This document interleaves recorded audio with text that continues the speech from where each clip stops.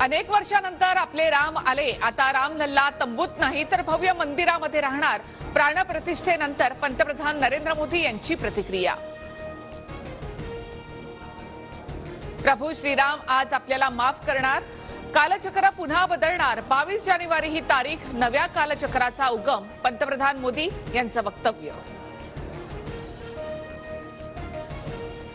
राम आग नाही, राम ऊर्जा, राम विवाद नाही, राम समाधान। राम मंदिरावरून टीका करणाऱ्यांना पंतप्रधान मोदींचं प्रत्युत्तर। रामलल्ला मंदिरामध्ये विराजमान। पंतप्रधान नरेंद्र मोदींच्या हस्ते रामलल्लाची प्राणप्रतिष्ठा। गर्भगृहामध्ये विधिवत पूजा।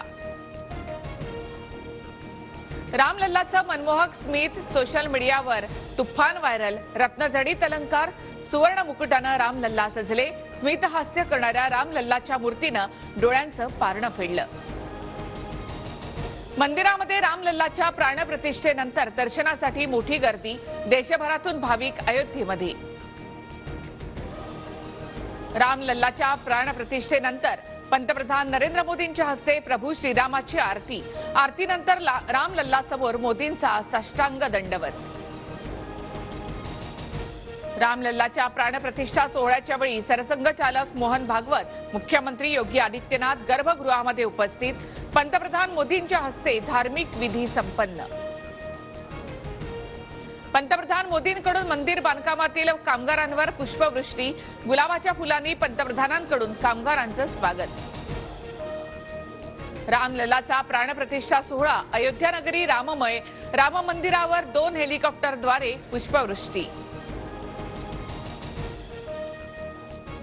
रजनीकांत यांच्यासह बिग बीन पर्यंत अनेक कलाकार अयोध्येत। बॉलिवूड सेलिब्रिटींची राम मंदिर सोहळ्याला हजेरी। रणबीर, आलिया, कतरिना, विकी, माधुरी दीक्षित, रोहित शेट्टी, आयुष्मान खुराना मंदिर परिसरामध्ये सेल्फीमध्ये मग्न। रामलल्लाच्या प्राणप्रतिष्ठा सोहळ्यासाठी क्रिकेटपटू सचिन तेंडुलकर, अनिल कुंबळे अयोध्येमध्ये उपस्थित, तर माजी महिला क्रिकेटपटू मिताली राजही अयोध्येमध्ये हजर। राम मंदिरामध्ये प्राणप्रतिष्ठा सोहळ्याला येणाऱ्या पाहुण्यांसाठी खास प्रसाद। मंदिर संस्थानातर्फे 15,000 प्रसादाची पाकिटं। प्रसादाच्या पाकिटात ड्रायफ्रुट्स लाडू, गुळाची रेवडी, चिक्कीचा समावेश। केंद्रीय गृहमंत्री अमित शहा दिल्लीमधील बिर्ला मंदिरामध्ये दर्शनाला। मंत्रोपचारानं बिर्ला मंदिरामध्ये शहांकडून पूजा अर्चना।